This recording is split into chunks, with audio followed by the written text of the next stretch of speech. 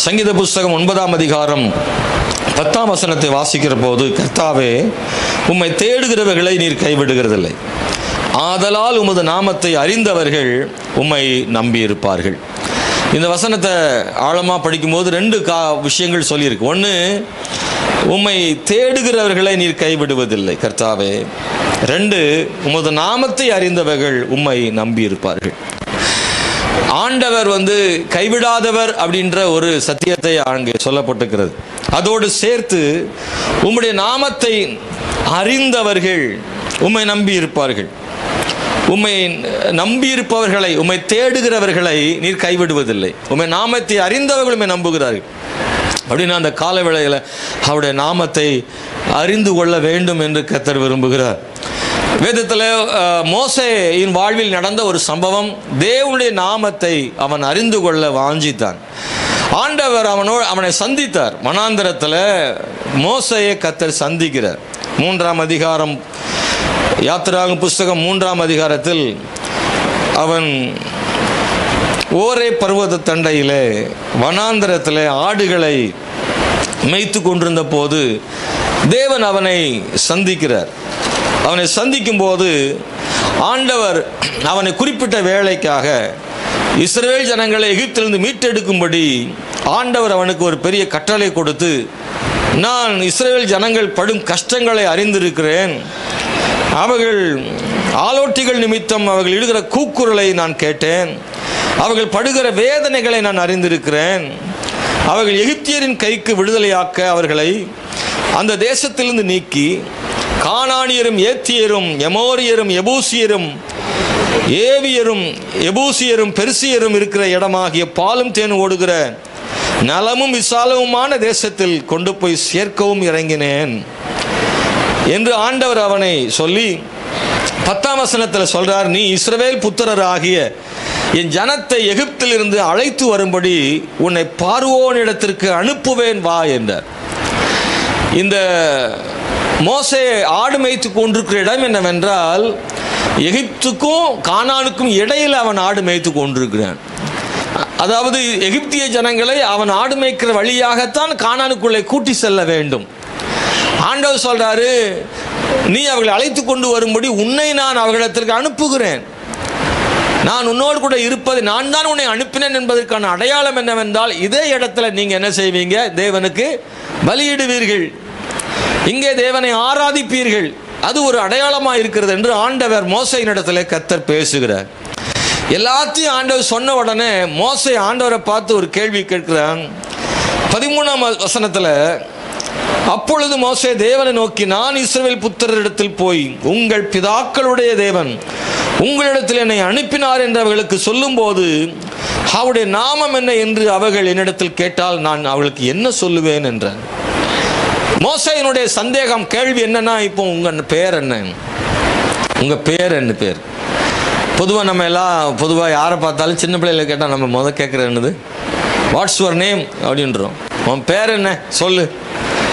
பேரை கேட்கறது பழக்கமாயிருச்சு. இவன் ஆண்டவர்கிட்டே கேட்க, வாட்ஸ் யுவர் நேம். அல்லேலூயா. உங்க பேர் என்ன? அதாவது மக்கள் கேட்பாங்களே, விவரமான ஆளாக தான் இருக்கான் மோசே. மக்கள் கேட்பார்களே, அதற்காக நான் கேட்கிறேன், உம்முடைய நாமம் என்ன? உம்முடைய பேர் என்ன ஆண்டவரே?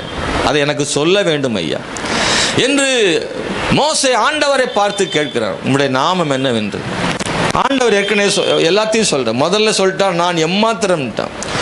பார்வோனிடத்திற்கு நான் உன்னை அனுப்புகிறேன் வான்னா, அதற்கு நான் எம்மாத்திரம், அதுக்கு நான் தகுதியற்றவன் சொல்றான் மோசே.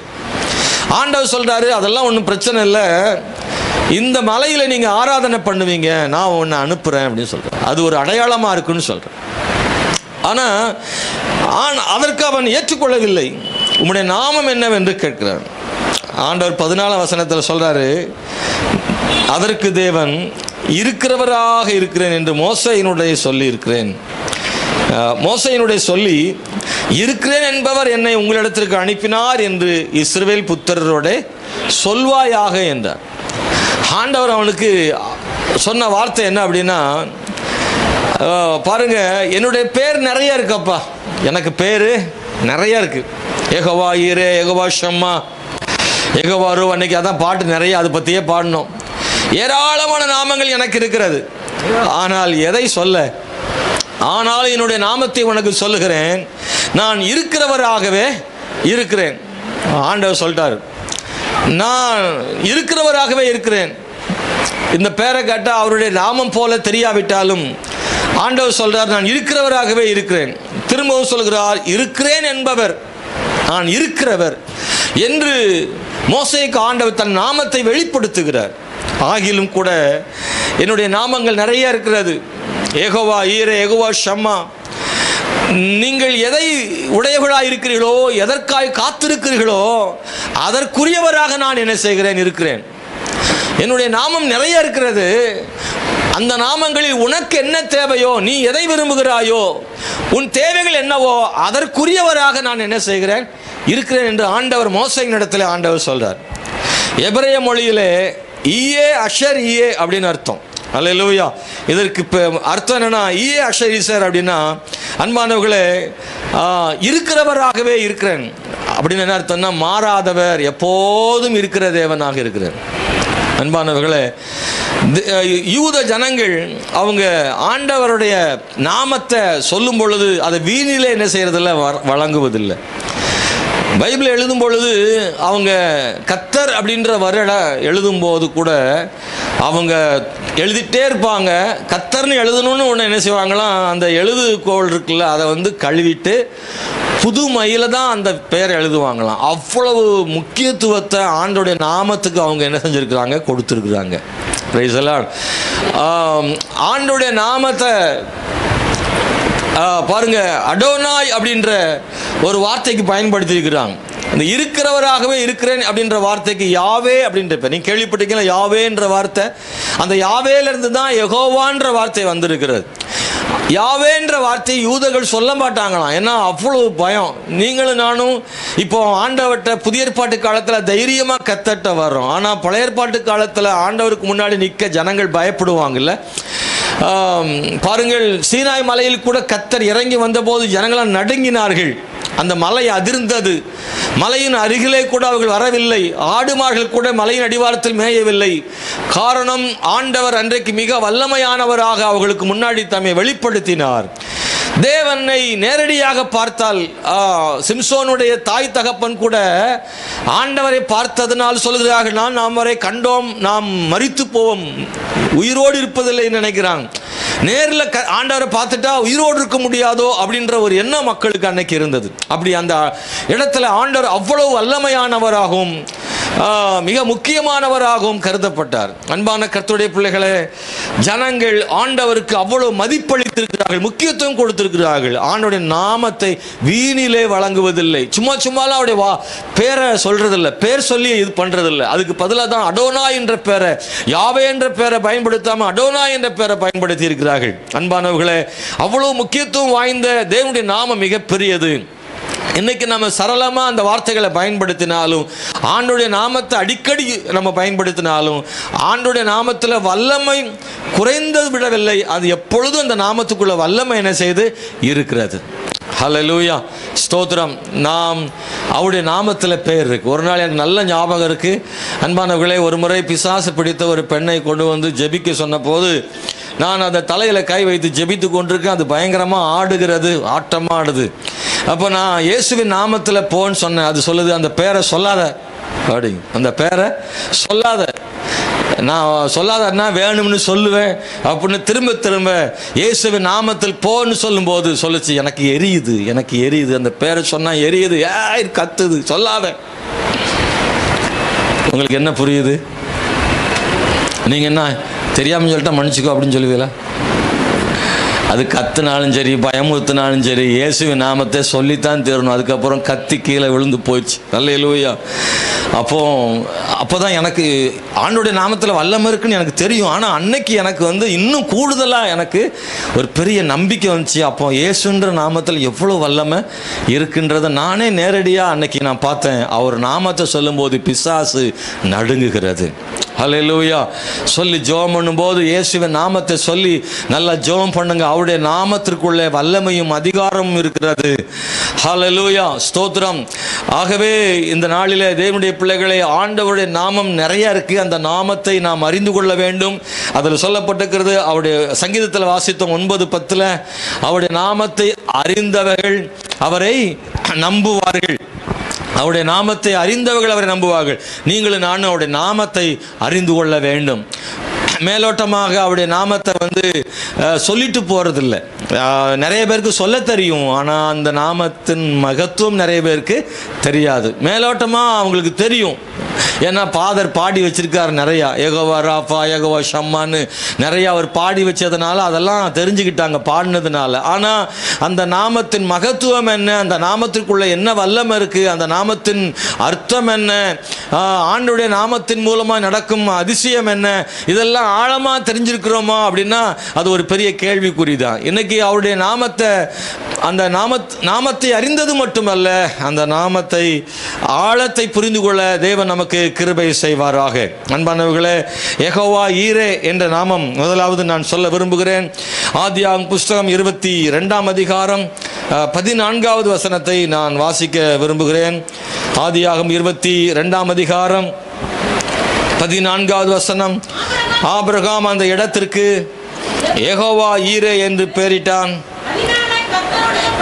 அதனாலே கர்த்தருடைய பர்வதத்தில் பார்த்து கொள்ளப்படும் என்று இந்நாள் வரைக்கும் சொல்லப்பட்டு வருகிறது. எந்த இடம் அது?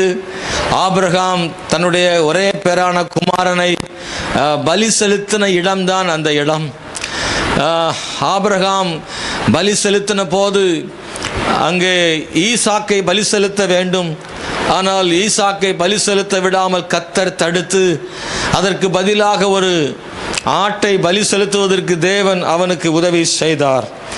அதை அவனுக்கு குமாரனுக்கு பதிலாக தகன பலியிட்டான். ஆபிரகாம் அந்த இடத்திற்கு யெகோவா ஈரே என்று பெயரிட்டான். பொதுவாக வேதாகமத்தில் வாசிக்கிற போது மனிதர்களுக்கு பெயர் வைக்கும் பொழுது கூட அந்த பெயர்களெல்லாம் சும்மா ஏதோ ஒரு பெயர் என்று வைக்கவில்லை.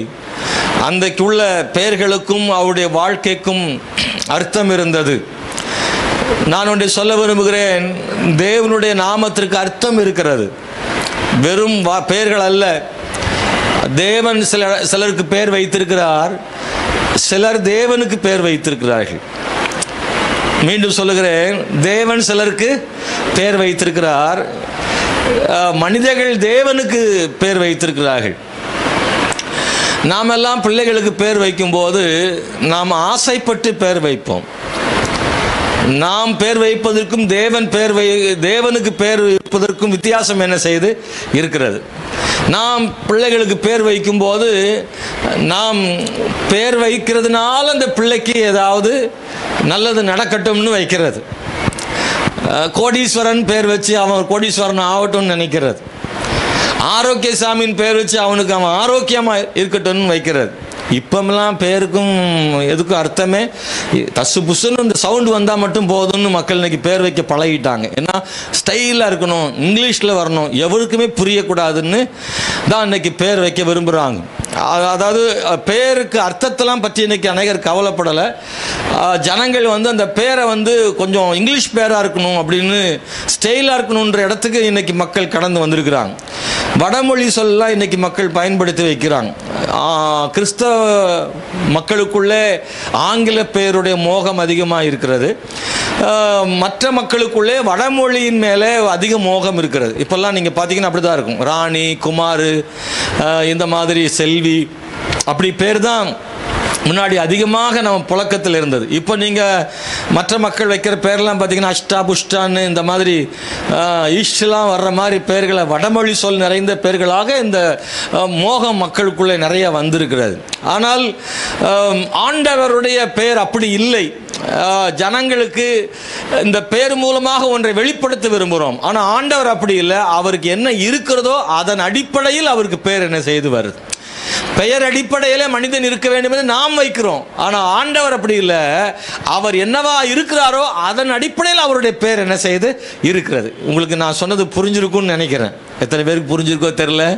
நாம் பேர் வைப்பது எப்படின்னா அந்த பெயராலே அவனுக்கு அந்த ஒரு வாழ்க்கை வரட்டும்னு நினைக்கிறோம். ஆனால் ஆண்டவருக்கு அவருடைய தன்மையே அப்படிதான், அவருடைய குணாதிசயங்களே அப்படிதான். அவருடைய குணாதிசயங்களை வைத்து அவருடைய நாமங்கள் என்ன செய்யுதுன்னா சொல்லப்படுகிறது. அன்பானவர்களே, ஸ்தோத்திரம். ஆண்டவர் சிலருக்கு பேர் வச்சிருக்கிறார். இஸ்ரவேலுக்கு யாக்கோபுக்கு இஸ்ரவேல்னு பேர் வச்சார் ஆண்டவர். ஸ்தோத்திரம். அதே போல ஆபிரகாமுடைய பேரை கூட மாத்தினார். ஒருத்தனுக்கு புது பேரா மாத்திட்டாரு, ஒருத்தனுக்கு பேர்ல ஒரு சின்ன சேஞ்ச் பண்ணியிருக்கிறார். யாக்கோபுக்கு ஃபுல்லா டோட்டலா மாத்திட்டாரு. நீ யாக்கோபு இல்ல, இனி நீ இஸ்ரவேல் அப்படின்னு அவனை மாத்திட்டாரு. ஆபிரகாமுக்கு அப்படி இல்லை, ஆபிராம் அப்படின்ற பேரை இனி ஆபிராம் இல்ல ஆபிரகாம் அப்படின்னு பேரை மாத்தினார். இல்ல, தகப்பன் என்ற பேரை தாண்டி நீ திரளான ஜாதிகளுக்கு தகப்பன் அப்படின்ற பேரை வச்சாரு. சாராய் அப்படின்ற பேரை சாராள்னு மாத்தினார். ஒரு சின்ன எழுத்து தான் மாறி இருக்கு, ஆனா அதற்கு பெரிய அர்த்தம் இருக்கிறது.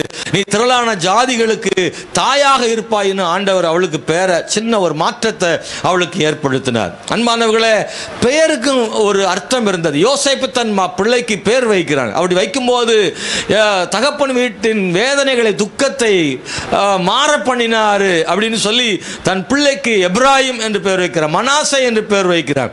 இப்படி பேர் வைக்கும் பொழுதெல்லாம் அவங்க வாழ்க்கையில ஏதோ ஒரு விஷயத்தை அர்த்தத்தை சொல்லி அந்த பேரை வைக்கிறாங்க. யூதான்னு பேர் வைக்கும் போது ஆண்டவரை துதிக்கணும்னு சொல்லி பேர் வைக்கப்படுகிறது. இப்படி பாருங்க, யாக்கோபின் மனைவிகள் குழந்தைகள் பிறந்த போது ஒவ்வொருத்தருக்கும் சொல்லி சொல்லி அர்த்தங்களை சொல்லி தான் பேர் வைக்கிறது நாம் பார்க்கிறோம். இன்னைக்கு இந்த காலவேளையில் தேவனுடைய பிள்ளைகளை, நம்ம ஆண்டவருக்கு பேர் வச்சதுனால குணம் வரல, அவருக்கு குணம் இருக்கிறதுனால பேர் வந்திருக்கு. ஆமென். இப்படி சொன்னா உங்களுக்கு புரியுது இல்ல? ஹல்லேலூயா. மனுஷனுக்கு பேர் வச்சதுனால குணம் வரட்டும்னு நினைக்கிறோம்ல. மதுரை வீரன் அப்படின்னு ஒண்ணு, அந்த வீரன் அவளுக்குள்ள வரட்டும்னு அப்படி நினைச்சு வைக்கிறது தான். ஸ்தோத்திரம். ஹல்லேலூயா. சாந்தினா சாந்தம், அதனால சாந்தின்னு வச்சுட்டா சாந்தமா இருக்கட்டும்னு பேர் வைக்கிறது தான். இப்படி ஒவ்வொரு பேருக்கும் அந்த பேர் வைக்கும்போது இந்த பேரை மாதிரி என் பிள்ளை இருக்கட்டும்னு சொல்லி அந்த பேரை வைக்கிறோம். ஆனா அந்த பேரும்படி அந்த பிள்ளைகள் இருக்கிறாங்களான்றது பெரிய கேள்விதான். ஆனா ஆண்டவருக்கு பேர் வச்சதுனால குணாதிசயம் வரணும் இல்ல, அவருடைய குணாதிசயம் இருக்கிறதுனால அது பேரா மாறுது. அது பேரா மாறுது. இதுதான் நமக்கும் ஆண்டவருக்கும் இடையில பெயர் வித்தியாசம் என்ன செய்யுதுன்னா இருக்கு. அவருடைய பெயருக்கு பின்னாடி அவருடைய குணாதிசயம் இருக்கிறது என்பதை மறந்து விடாதிருங்க. நம்முடைய பேருக்கு பின்னாடி அந்த குணாதிசயம் பெரும்பாலும் இருப்பதில்லை. ஆனால் தேவனுடைய பேருக்கு பின்னாடி அவருடைய குணாதிசயம் இருக்கிறது என்பதை நாம் ஒருபோதும் மறந்துடக்கூடாது. நான் ஒன்னொன்னா சில விஷயங்களை எனக்கு சொல்ல விரும்புகிறேன். ஒன்று, யெகோவா ஈரே என்ற பெயரை ஆபிரகாம் வைக்கிறான். ஆண்டவருக்கு பேர், அந்த இடத்துக்கு பேர் வைக்கிறான். அந்த இடத்துக்கு பேர் வைக்கிறான் யெகோவா ஈரே. அதுக்கு என்ன அர்த்தம்னா, கர்த்தருடைய பர்வதத்தில் பார்த்து கொள்ளப்படும் என்று இந்நாள் வரைக்கும் சொல்லப்படுகிறது என்று எழுதப்பட்டிருக்கிறது. தேவைகளை சந்திக்கிறவர், கர்த்தருடைய பர்வதத்திலே பார்த்து கொள்ளப்படும். ஆண்டவர் பார்த்து கொள்வார், தேவைகளை சந்திப்பார். இதுதான் யெகோவா ஈரே என்ற அர்த்தம். ஆபிரகாம் அன்றைக்கு தேவைகளை கர்த்தர் அவனுக்கு சந்திக்கல அப்படின்னா, கர்த்தருடைய பர்வதத்தில் பார்த்து கொள்ளப்படவில்லை என்றால், ஆபிரகாம் தன் குமாரனாக ஈசாக்கை அந்த பர்வதத்தில் அவன் பலி செலுத்தி இருப்பான். அந்த குமாரனை இழந்திருப்பான். ஆண்டவருக்கு என்று அதை கொடுத்திருப்பான். ஆனால் தேவன் அந்த இடத்துல ஒரு பெரிய அற்புதத்தை ஆண்டவர் செய்கிறார். ஆபிரகாமே, ஸ்தோத்திரம், உன் பிள்ளையாண்டான் மேலே ஒரு கை போடாதே, அல்லது அவனை பலி செலுத்த வேண்டாம் என்று ஆண்டவரே அவனை தடுத்தார். கர்த்தர் தான் பலி செலுத்த சொல்றாரு. இப்ப கர்த்தர் தான் சொல்றாரு நீ பலி செலுத்த வேண்டாம் என்று அதை தடுத்து அவனுக்கு ஒரு ஆட்டுக்குட்டியை அவனுக்கு ஆண்டவர் அங்கே காண்பித்ததை நாம் வேதத்தில் வாசிக்கிறோம். அன்பார்களே, நம்முடைய தேவன் நம்முடைய தேவைகளை சந்திக்கிறவராக இருக்கிறார். எபிரேய புஸ்தகத்தில் ஆபிரகாமை பற்றி எழுதப்பட்டிருக்கிறது. 11ஆம் அதிகாரத்துக்கு நேராக நாம் திருப்பிக் கொள்வோம். எபிரேயர் புஸ்தகம் 11ஆம் அதிகாரத்தில் 17 முதல் 19 வசனங்களை வாசிக்க போகிறோம். மேலும் விசுவாசத்தினாலே ஆபிரகாம் தான் சோதிக்கப்பட்ட போது ஈசாக்கை பலியாக ஒப்பு கொடுத்தான். ஈசாக்கினிடத்தில் உன் சந்ததி விளங்கும் என்று அவனோடே சொல்லப்பட்டிருந்தது. இப்படிப்பட்ட வாக்குத்தத்தங்களை பெற்றவன் மரித்தோரில் இருந்து எழுப்ப தேவன் வல்லவராய் இருக்கிறார் என்று எண்ணி தனக்கு ஒரே பேரானவனையே பலியாக ஒப்பு கொடுத்தான். மரித்தோரிலிருந்து அவனை பாவனையாக திரும்பவும் பெற்றுக்கொண்டான். ஆபிரகாமுடைய விசுவாசம் என்னவென்பதை இங்கே தெளிவாக சொல்லப்பட்டிருக்கு. ஆபிரகாம் எப்படி விசுவாசிச்சான்னு ஆதியாகமத்தில் சொல்லப்படலை. ஆனால் ஆதியாகமத்தில் ஆபிரகாம் எப்படி விசுவாசிச்சான்றதை எபிரேயரில் சொல்லப்பட்டிருக்கு. ஈசாக்கை பலி செலுத்தக்கூடிய விஷயத்தில் ஆபிரகாமின் நம்பிக்கை என்ன தெரியுமா? ஆண்டவர் பலி செலுத்தினாலும் அவனை மறுபடியும் உயிரோட எழுப்புவார்ன்ற நம்பிக்கை ஆபிரகாமுக்கு என்ன செய்துதான். கை உயர்த்தி சொல்லுவோம், ஆமென். கர்த்தருக்கு ஸ்தோத்திரம், ஆண்டவருக்கு மகிமை உண்டாகணும். ஆபிரகாம் எப்படி விசுவாசிச்சான்னா, என்னுடைய குமாரனை அவர் பலி செலுத்த சொல்றாரு, நான் நேசிக்கிற பிள்ளைய பலி செலுத்த சொல்றாரு, என் குமாரன் நான் பலி செலுத்த போறேன், நான் அப்படி பலி செலுத்த போகும்போது அவருடைய வாக்குத்தத்தத்தை நான் நினைக்கிறேன். ஆண்டவர் தான் பிள்ளையை கொடுத்தாரு, அவர் தான் சொன்னாரு, இந்த வித்தின் மூலமாக உன் சந்ததியை பெருக பண்ணுவேன். ஏற்கனவே சொல்லி இருந்தார், உன்னுடைய சந்ததி எலேசர் மூலமாக இல்லை, இந்த ஈசாக்கு மூலமாக தான் அவன் சந்ததி வரும்னு சொன்னார். ஆனால் ஆண்டவர் அந்த ஈசாக்கை பலி செலுத்த சொல்றாரு. உங்களுக்கு எத்தனை பேருக்கு புரியுது? ஆண்டவர் தான் சொல்றாரு, ஈசாக்கு மூலமாக தான் சந்ததி வரும்னு சொல்லிட்டு அந்த ஈசாக்கையே பலி செலுத்த சொல்றாரு. அப்படின்னா ஆண்டவர் தப்பு பண்ண மாட்டாரு. அப்படின்னா ஈசாக்கு நான் பலி செலுத்தினாலும் வாக்குத்தத்தம் நடக்கணும்னா ஈசாக்கு இருக்கணும். அப்போ ஈசாக்கு ஆண்டவர் மறுபடியும் என்ன செய்ய உயிரோட எழுப்புவாரு, அவன் சாக மாட்டான்னு நம்பிக்கை ஆபிரகாமுக்கு இருந்தது. அதனால தான் அதை செய்தான். ஆபிரகாம் எப்படியா தன் பிள்ளைய பலி செலுத்த போனான்னு நினைக்கிறீங்களா? நமக்கெல்லாம் அது வராதில்ல, அவனுக்கு வந்துச்சுல்ல. ஏன் தெரியுமா? நமக்கெல்லாம் இல்லாத விசுவாசம் அவனுக்கு இருந்துச்சு. என்ன விசுவாசம்னா, ஆண்டவர் வாக்கு பண்ணிட்டு இவனை எடுப்பாரா? எடுக்க மாட்டாரு. அப்படியே நான் பலி செலுத்தினாலும் அந்த செத்துப்போன சரீரத்தை மறுபடியும் பலியிலிருந்து அவனை உயிர்ப்பிப்பார்னு அந்த நம்பிக்கையில தான் ஆபிரகாம் பலி செலுத்தினான்னு எபிரேயர்ல சொல்லியிருக்கு. அல்லேலூயா.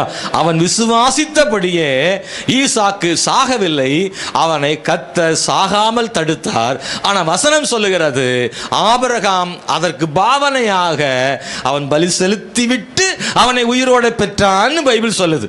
அவன் முறைப்படி அவனை பலி செலுத்தாம தான் அவன் உயிரோட வந்தான். ஆனால் கர்த்தர் பார்வையில் அவன் பலி செலுத்தப்பட்டு உயிரோட வந்தான் தான் சொல்லு. இவன் பார்வையிலே அவன் மரிக்கல, அவன் மரிக்காமலே உயிரோடு வந்துட்டான். அவனுக்கு பதில் ஆட்டுக்குட்டி பலி செலுத்தியாச்சு இவன் பார்வையில. ஆனா ஆண்டவர் பார்வையில இவன் பலி செலுத்திட்டான். செலுத்தப்பட்ட ஈசாக்கு உயிரோட வந்தான்னு ஆண்டவர் பார்வையில எழுதப்பட்டிருக்கு. இதுதான் அங்கே சொல்லப்பட்டிருக்கிறது. அதனாலதான் ஆபிரகாம் இப்படி சொல்லுகிறான், கர்த்தர் தேவைகளை சந்திக்கிறவர், கர்த்தருடைய பர்வதத்திலே பார்த்து கொள்ளப்படும் ஆண்டவர் நம்முடைய தேவைகளை சந்திக்கிற ஆண்டவராக இருக்கிறார்னு பைபிள்ல படிக்கிறோம். இன்னைக்கும் நம்முடைய தேவைகளை ஆண்டவர் சந்திப்பார். ஹல்லேலூயா. யெகோவா ஈரே என்ற நாமத்தை நீங்க பயன்படுத்துங்க. ஹல்லேலூயா. தேவைகளின் மத்தியில் இருக்கிற போது அன்பானவர்களே, அவர் இருக்கிறவராகவே இருக்கிறார். ஆனா ஆண்டவர் சொல்றாரு, ஏன்னா ஆல் சஃபிஷியன்ட் கார்டுன்னு அர்த்தம் அதுக்கு. அதாவது இருக்கிறவராகவே இருக்கிறார்ன்றதுக்கு என்ன அர்த்தம்னா, எல்லாவற்றுக்கும் போதுமானவர்னு அர்த்தம். அதுல ஒண்ணுதான் யெகோவா ஈரே. அல்லேலூயா. ஆண்டோட உண்மையான நாமம் என்னன்னா இருக்கிறவராக இருக்கிறவர். ஆனா அதுக்குள்ள ஒண்ணு இருக்கு, யெகோவா ஈரே. ஏன்னா இது தேவைப்படும்போது அதை எடுத்துக்கோ, யெகோவா நிசி தேவைப்பட்ட அதை எடுத்துக்கோ. நீ ஒன்னொன்னுக்கும் ஒவ்வொரு இடத்துக்கு போக வேண்டாம், எல்லாம் என்கிட்டே இருக்குன்றார். Praise the Lord. இந்த உலகத்தில் அப்படி கிடையாது. மலைக்கு ஒரு கடவுள், ஒவ்வொன்றுக்கும் ஒரு கடவுள் இருக்கு. யுத்தத்துக்கு ஒரு கடவுள், காற்றுக்கு ஒரு கடவுள், அப்படி தனித்தனி கடவுள். ஆனால் நமக்கு அப்படி இல்லை. எல்லாவற்றுக்கும் அவர் ஒருவரே போதுமான தேவனாக இருக்கிறார். அவர் ஒருவரே தேவனாக இருக்கிறார். அவர் ஒருவரே எல்லாவற்றுக்கும் போதுமானவரால். எல்லாத்துக்கும் நீ என்ற வந்தா போதும், எல்லாவற்றையும் செய்ய வல்லமை உள்ள தேவன். அவருடைய நாமம் அதிசயமானது. ஹல்லேலூயா. இருக்கிறவராகவே இருக்கிறார். அன்பானவர்களை, தேவைகளை சந்திக்கிற தேவன். நம்முடைய தேவைகள் இருக்கும்போது நாம் யெகோவா ஈரே தேவனை நாம் ஆமென் ஸ்தோத்திரம் அந்த நாமத்தை பயன்படுத்துவோம்.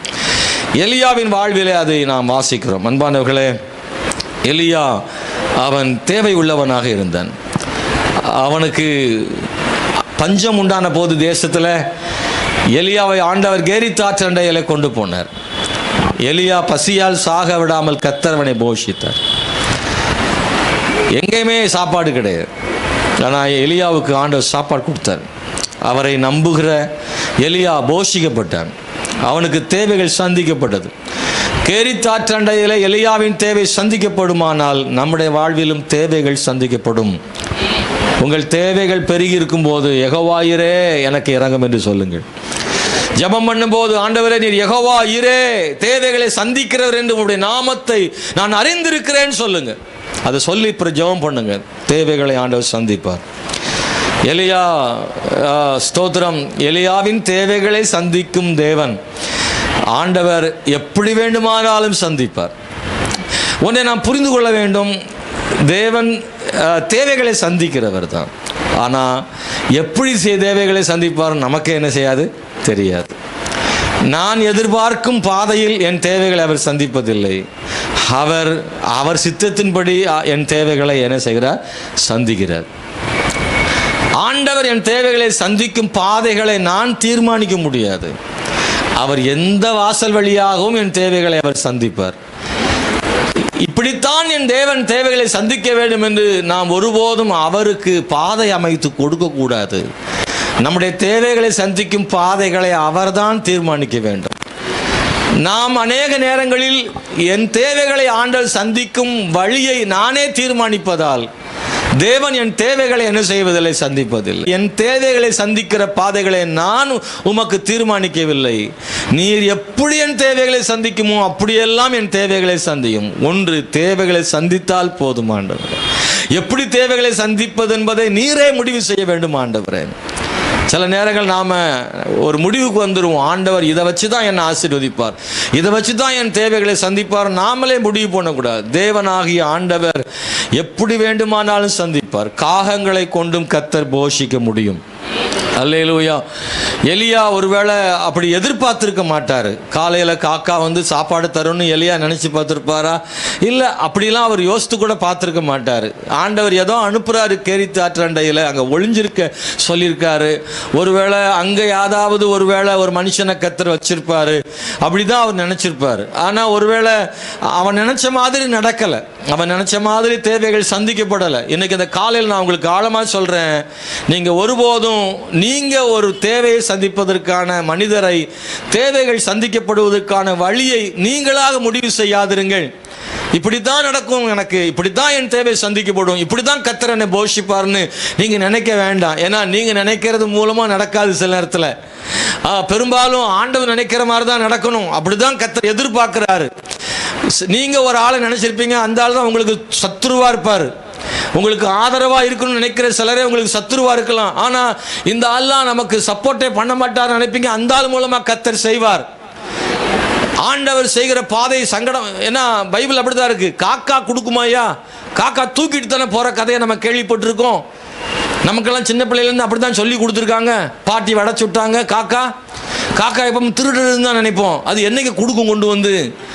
ஆண்டவருக்கு நினைச்சாருன்னா புடுங்குறதுலேருந்து கொடுக்க வைக்க முடியும்ல ஆண்டவர். அப்படி செய்கிறார் ஆண்டவர். நீங்கள் நினைக்காதீங்க இது நடக்காது, இது சரிப்படாது, இப்படி கிடைக்காது, இப்படி வழி நடக்காது, இதெல்லாம் நமக்கு செட் ஆகாது, இதன் மூலம் எனக்கு ஆசீர்வாதம் வாய்ப்பில்லை, இது எனக்கு ஆகாது என்று நீங்கள் நினைக்கிறீங்களா? கர்த்தர் நினைச்சார்னா அது மூலமாக கர்த்தர் கொடுக்க முடியுமே. ஆண்டவர் உன்னை ஆசீர்வதிக்க நினைச்சால் நடக்காத ஒன்றை நடக்க வைக்க முடியுமே ஆண்டவர். எலியாவுக்கு தேவன் அப்படித்தானே செய்தார். எலியாவை, நீ நினைக்கிறது போல நான் ஒரு மனிதனே அல்ல, நீ நினைக்காத ஒரு காகத்தை கொண்டு நான் உன்னை போஷிக்க முடியும் என்பதை நீ பார்க்கும்படியாக செய்கிறேன்னு எலியாவை கர்த்தர் போஷித்தார் இல்லையா?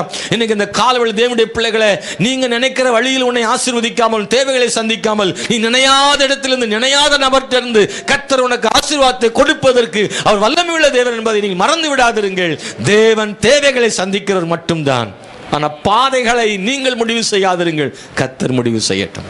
அல்லேலூயா.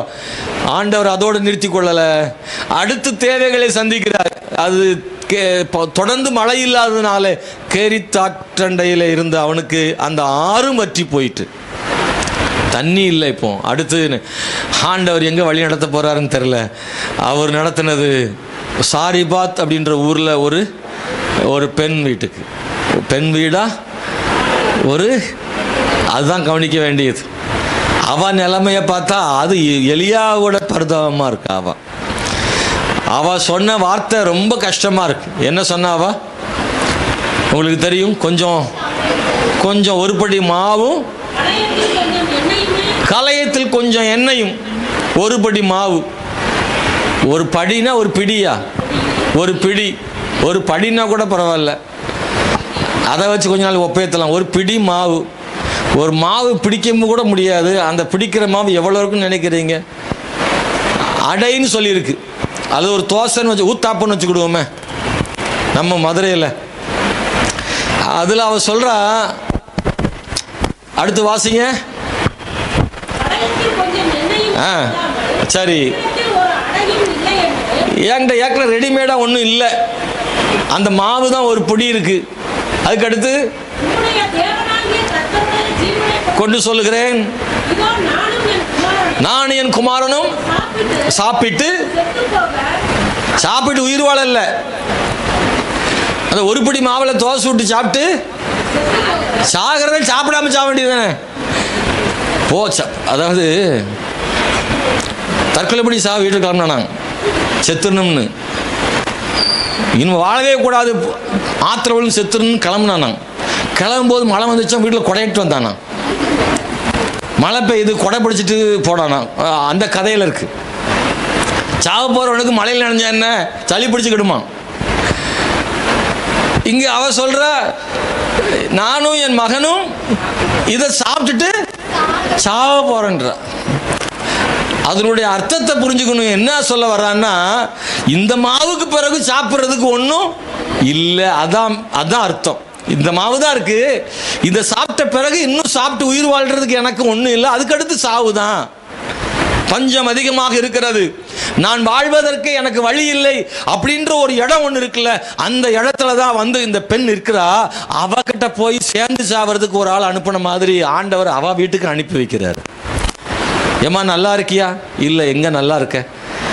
அந்த ஆள்கிட்ட தான் கொண்டு சில நேரத்தில் என்ன செய்றாரு, நிறுத்துறாரு. அங்கே போய் நிறுத்துறாரு. ஆனால் ஆண்டவர் யாரை கொண்டும் ஆண்டவர் போஷிக்க அவர் போதுமான தேவன். இன்னைக்கு இந்த காலையில் அதைத்தான் நான் உங்களுக்கு சொல்ல விரும்புகிறேன். கர்த்தர் கர்த்தர் எப்படியும் உங்களை ஆசீர்வதிக்க முடியும். அவருடைய சித்தம் மாத்திரம் போதுமானது.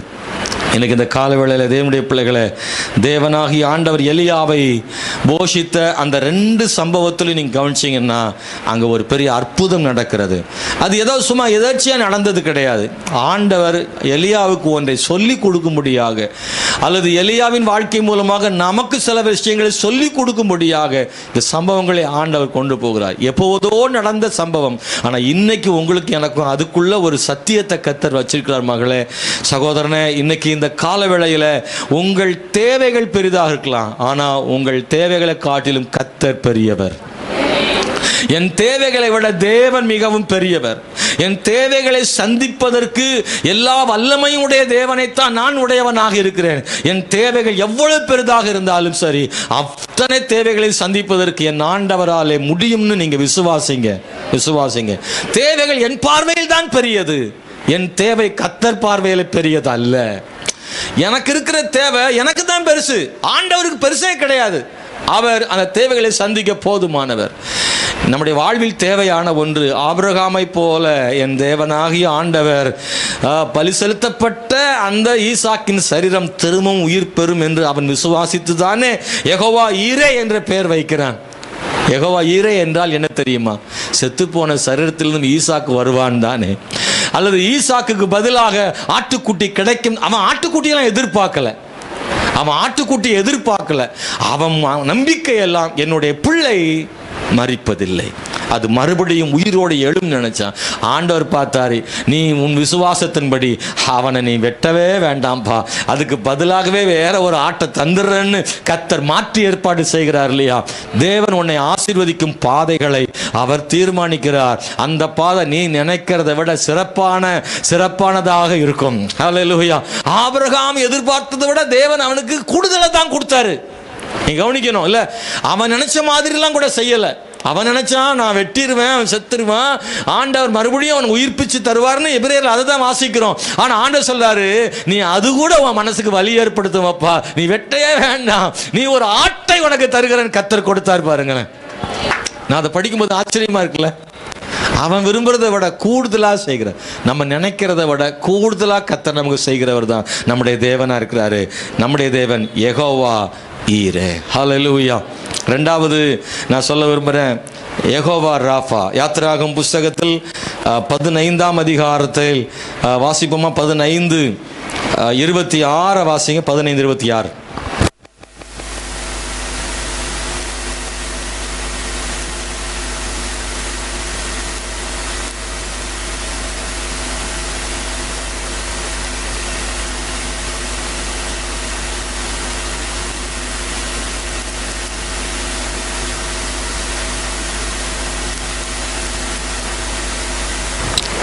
ஹல்லேலூயா. நாம் யாத்திராகமத்தில் வாசிக்கிற போது நானே உன் பரிகாரியான கர்த்தர் என்று எழுதப்பட்டிருக்கிறது. அன்பான தேவனுடைய பிள்ளைகளே, எகிப்தியருக்கு உண்டான வியாதிகளில் ஒன்றையும் உங்களுக்கு வரப்பண்ணேன் என்று ஆண்டவர் வாக்குத்தத்தம் பண்ணுகிறதை நாம் அங்கே வாசிக்க முடிகிறது. செய்ய வேண்டியவைகளை செய்யவும் கர்த்தர் அங்கே சொல்லுகிறதை நாம் பார்க்கிறோம். செம்மையானவைகளை செய்து அவர் கட்டளைக்கு செவி கொடுத்து அவருடைய நியமங்களை யாவையும் கை கொண்டால் நான் எகிப்தியருக்கு வரப்பண்ணின வியாதிகளில் ஒன்றையும் உனக்கு வரப்பண்ணேன். நானே உன் பரிகாரியாகிய கர்த்தர் என்றார். இந்த வார்த்தைக்கான அர்த்தம் எபிரேய மொழியிலே யெகோவா ராஃபா என்று எழுதப்பட்டிருக்கிறது. அதைத்தான் தமிழிலே நானே உன் பரிகாரியான கர்த்தர்னு இங்கே நமக்கு சொல்லப்பட்டிருக்கிறது. அன்பானவர்களே, இது எங்கே நடக்கிறது என்றால், வனாந்தர பயணத்தில் அவங்க ஒரு குறிப்பிட்ட இடத்துக்கு வர்றாங்க. அவர்கள் மாரா அப்படின்ற இடத்துக்கு வரும்போது அந்த இடத்துல தண்ணீர் இல்லை. இஸ்ரவேல் ஜனங்கள் கானானுக்கு போகிற பாதையில் மாரா என்கிற இடத்துக்கு வரும்போது அங்கே குடிக்க தண்ணீர் இல்லை. அப்பொழுது கொஞ்சம் தண்ணீர் இருக்கிறது. அந்த தண்ணீரை குடித்தால் மிகவும் கசப்பாக இருக்கிறது. இவர்கள் என்ன செய்ய என்று தெரியாமல் திகைக்கிறார்கள். ஜனங்கள் முறுமுறுக்கிறார்கள். நாங்கள் என்னத்தை குடிப்போம் என்று சொல்கிறார்கள். மோசே கர்த்தரை நோக்கி முறையிடுகிறான். ஆண்டவரே, தண்ணீர் இல்லை, ஜனங்கள் முறுமுறுக்கிறார்கள் என்று மோசே ஆண்டவர்கிட்ட கேட்கிறான். ஆண்டவர் சொல்றாரு, ஒரு மரத்தை காண்பித்து அந்த மரத்தை தண்ணீரில் போட்ட உடனே அது மதுரமான தண்ணீர் ஆயிற்று. இங்கே தண்ணீரை குணமாக்குகிறார். ஸ்தோத்திரம். தண்ணீர் சுத்தமாக்கப்படுகிறது. பாருங்கள், தண்ணீர் கசப்பான தண்ணீரை ஒரு மரத்துண்டை போட்டு ஆண்டவர் தண்ணீரை மதுரமாக மாற்றுகிறார். Praise the Lord. அந்த வசனத்தை 25 பாருங்க. 25வது வசனம் என்ன சொல்லுகிறது? மோசே கர்த்தரை நோக்கி கூப்பிட்டான். அப்பொழுது கர்த்தர் மோசேக்கு ஒரு மரத்தை காண்பித்தார். அதை அவன் தண்ணீரில் போட்ட உடனே அது குடிக்கும் தண்ணீராக எல்லாம் மதுரமாயிற்று. நல்லா கவனிச்சிங்கன்னா, கசப்புக்கு எதிராக மதுரமாக மாறிற்று. நார்மல் வாட்டர் கிடையாது. அதை விட ஒரு தித்திப்பான தண்ணீராக தண்ணீர் குடிக்கிற அளவுக்கு அது மாறி போனது. அங்கே ஆண்டவர் அவர்களுக்கு ஒரு நியமத்தை, ஒரு நியாயத்தை கட்டளையிட்டு அங்கே அவர்களை சோதித்து என்று சொல்லப்பட்டது. நீங்க கவனிச்சிங்கன்னா, இந்த அடிப்படையில் தான் ஆண்டவர் சொல்றார், நானே உன் பரிகாரியாக கர்த்தர், நான் தான் உனக்கு பரிகாரி என்று சொல்கிறார். தண்ணீரை குணமாக்கின ஆண்டவர் உன் வியாதிகளையும் குணமாக்குகிற தேவன். தெய்வீக சுகத்தை நாம் இன்னைக்கு நம்புகிறோம். அல்லேலூயா. நம்ம மருத்துவம் பார்க்குறோம், ஊசி போடுறோம், மாத்திரை சாப்பிட்றோம், அதெல்லாம் இல்லாமல் இல்லை. நிறைய கிறிஸ்தவ மருத்துவமனைகள் என்ன செய்யுது, நிறைய இருக்கிறது. மருத்துவம் செய்யக்கூடாது என்று அல்ல, ஆனால் தேவனுடைய சுகமாக்கும் வல்லமையும் என்ன செய்து இருக்கிறது. இன்னைக்கும் ஆண்டவர் பலரையும் சுகமாக்குறார். நம்முடைய வாழ்க்கையில் நிறைய சுகம் தந்திருக்கிறார். சில நேரங்களில் நாம் மருத்துவத்தை தேடுகிறோம், ஆனாலும் அவர் சுகமாக்கும் அற்புத சுகத்தை நாம் மறுதலிக்க முடியாது. அதுவும் இருக்கத்தான் செய்கிறது. அல்லேலூயா. தேவனுடைய பிள்ளைகளே, கர்த்தர் சுகமாக்கும் தேவன் என்பதை மறந்து விடாதிருங்கள். ஆண்டவர் தண்ணீரை திராட்சரசமாகவும் மாற்றுகிறார். நல்லா கவனிங்க. இந்த புதிய ஏற்பாட்டில் நடந்த சம்பவத்தையும் இதையும் நான் ஒப்பிட விரும்புகிறேன். ஆண்டவர் எதையும் செய்ய வல்லவர் என்பதற்காகவும், ஆண்டவர் எப்போதும் ஒரே மாதிரி செய்வதில்லை என்பதற்காகவும் நான் சொல்லுகிறேன். ஆண்டவர் அநேக நேரங்களில் இப்படித்தான் செய்வார் என்று நான் ஒரு முடிவுக்கு வரக்கூடாது. நான் ஆபிரகாமிட்டும் சொன்னேன், இப்படித்தான் தேவன் ஆசீர்வதிப்பார் என்று நினைக்காதிருங்கள். தேவன் இப்படித்தான் சுகமாக்குவார் என்றும் எண்ணாதிருங்கள்.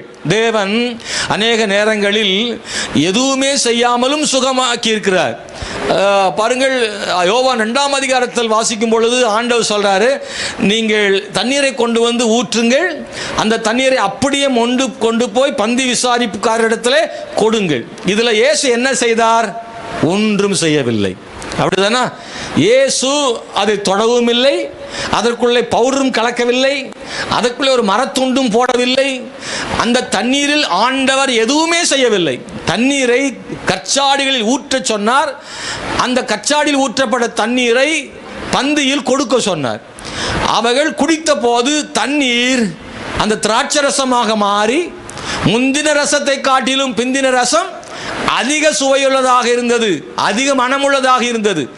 ஆண்டவர் எதையுமே செய்யாமல் அப்படியே தண்ணீரை மாற்றி கொடுக்கவும் முடியும், மதுரமாக்கவும் முடியும். சில நேரங்களில் ஆண்டவர் அந்த தண்ணீரில் ஒரு மரத்துண்டை போட்டு தண்ணீரை தித்திப்பாகவும் மாற்றுகிறார். ஆண்டவர் எதுவுமே செய்யாமல் தெய்வீகமாக தேவன் செய்கிறார்ல, அதுவும் தெய்வீகம்தான். ஆண்டவர் சில நேரங்கள் மரத்துண்டை போட்டு தித்திப்பாக மாற்றுகிறாரே, அதுவும் அவருடைய வல்லமை தான். ரெண்டிலேயும் தேவனுடைய வல்லமை இருக்கிறது என்பதை மறந்து விடாதிருங்கள். ஆண்டவர் அநேக நேரங்களில் ஆண்டவர் மருந்து இல்லாமலும் சுகமாக்குவார், தேவன் மருந்து மூலமாகவும் சுகமாக்குவார்.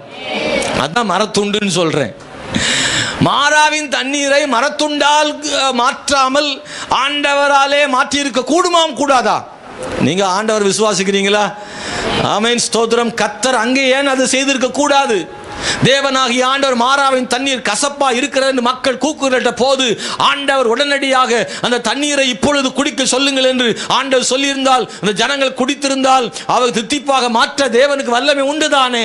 ஆனால் ஆண்டவர் சில நேரங்களில் இப்படியும் செய்கிறார். ஆகவே தேவன் சுகமாக்கும் வழி என்பதை நீங்களும் நானும் தீர்மானிப்பதல்ல, தேவனே தீர்மானிக்கட்டும். அல்லேலூயா, ஸ்தோத்திரம். ஆமென். ஆண்டவர் தண்ணீரை மாற்றுவதற்கு சும்மாவும் மாற்றுவாரு, மரத்துண்டை போட்டும் அதை தித்திப்பாக்குவாரு. ஆண்டவர் எனக்கு இப்படித்தான் செய்ய வேண்டும் என்று நீங்கள் முடிவு செய்யாதிருங்கள், இப்படி செய்ய வேண்டும் என்று அவர் முடிவு செய்யட்டும். தேவனாகி ஆண்டவர் நமக்கு சுகம் தருகிற தேவன், அவர் எப்படியும் சுகம் தருவார். Praise the Lord. மருந்து மாத்திரையில் சுகம் தர்றதும் மருந்து மாத்திரை இல்லை, அதன் மூலமாக தேவனே சுகம் தர்றான்னு நான் நினைக்கிறேன். இல்லை, நம்முடைய வாழ்க்கையில் மருந்து மாத்திரை சாப்பிட்ட எல்லாரும் பிழைச்சிடலை. உங்களுக்கு தெரியுமா? மருந்து மாத்திரை சாப்பிட்ற எல்லாரும் என்ன செய்யலை? எவ்வளோ மருந்து மாத்திரை கொடுத்து பிழைக்காமல் போனவன் நிறைய பேர் இருக்கான். ஆனால் ஆண்டவர் சில நேரங்கள் நமக்கு அந்த மருந்து மாத்திரை மூலமாகவும் கர்த்தர் சுகம் தர்றார்.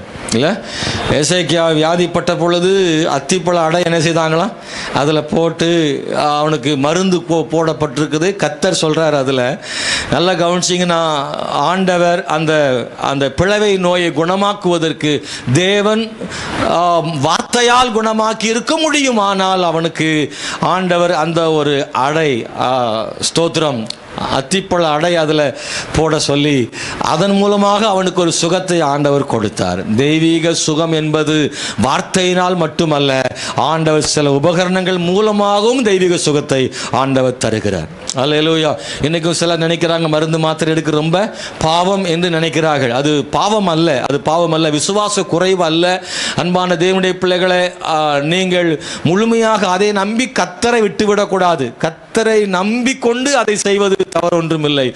தேவன் மேல் விசுவாசம் வைத்துக்கொண்டு நாம் மற்ற பொருட்களை பயன்படுத்துவது தவறல்ல. நாம் தேவனை அவிசுவாசித்து அதை செய்யக்கூடாது. தெய்வீக வல்லமை என்பது ஒன்றும் இல்லாமையிலும் இருக்கிறது, வார்த்தையிலும் இருக்கிறது. ஒரு பொருளின் மூலமாகவும் தேவனுடைய வல்லமை வெளிப்படுகிறது. ஸ்தோத்திரம். பல நேரங்களில் ஆண்டவர் எதுவுமே செய்யாமல் ஒன்றை சரி செய்திருக்கிறார், சிலவற்றை செய்தும் தேவன் சிலவற்றை சரி செய்திருக்கிறார். ஆகவே தேவன் ஸ்தோத்திரம் குணமாக்குவது என்பது, குணமாக்கும் முறையை நாம் அவருக்கு ஒருபோதும் சொல்லி கொடுக்கக்கூடாது. இல்லை, சிலர் வந்துடுவாங்க, பாஸ்டர் என் மேலே கையை வச்சு ஜெபம் பண்ணுங்க பாஸ்டர், அப்போ தான் எனக்கு சுகமாகும், அப்படிலாம் சொல்கிறாள்லாம் இருக்கு. பாஸ்டர் உங்கள் கையை என் தலை மேலே, இவங்க விசுவாசம் என்ன விசுவாசம்? கை வச்சாதான் சுகமாகும்னு. ஆனால் கை வைக்காட்டாலும் சுகமாகுமா? நீங்கள் எப்படி யோசிக்கிறீங்களே? ஆகும். அல்லேலூயா. நம்ம நம்பிக்கை பொறுத்து தாங்க, நம்ம நம்பிக்கை பொறுத்தான். நான் சுகமாக்கும் வழியை நான் ஆண்டவருக்கு சொல்லி கொடுக்க வேண்டியதில்லை. ஆண்டவர் இப்படித்தான் என்னை சுகமாக்கணும்னு நான் சொல்லி தர்றதில்ல, அவர் எப்படி சுகமாக்கணும்னு அவர் சொல்லித்தர்றது. ஒவ்வொரு முறையும் மக்கள் ஆண்டவர்கிட்ட சுகமாக்கும் வழியை எதிர்பார்க்குறாங்கல்ல, அந்த வழியை கர்த்தர் மாத்துறாரு. அப்படிதானே? சுகமாக்கும் வழியை கர்த்தர் தீர்மானிக்கிறார், அதை மாத்துறாரு. ஒரே மாதிரியாக தேவன் அற்புதம் செய்யவே இல்லை. தேவன் அற்புதம் செய்த விதங்கள் ஒவ்வொரு இடங்களிலும் மாறி மாறி இருக்கிறது.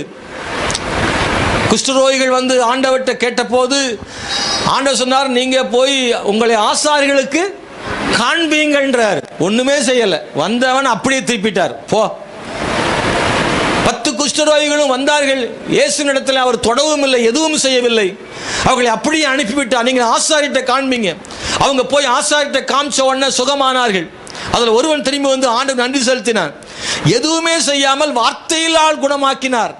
இன்னொரு இடத்துல ஒருத்தன் குருடன் வந்து ஆண்டவர்கிட்ட சுகமாக வேண்டும் என்று கேட்கிறான். அவனுக்கு ஆண்டவர் தன் எச்சிலை உமிழ்ந்து சேருண்டாக்கி அதை அவன் கண்களிலே பூசி சீலோவும் குளத்தில் போய் கழுவுன்னு சொன்னார். அவன் கழுவும் போது சுகமானான். நீ போய் ஆசாரியனுக்கு காண்பி என்று சுகமாக்கி அதே இயேசு இவனையும் நீ ஆசாரியனுக்கு போய் காண்பி என்று அனுப்பி சுகம் தந்திருக்க வேண்டியதுதானே. அப்படி சொன்னாலும் நடக்கத்தானே செய்யும். ஆண்டவர் சொன்னால் நடக்காமலே போய்விடும். சிலரை தொட்டு கத்த சுகமாக்கினார்.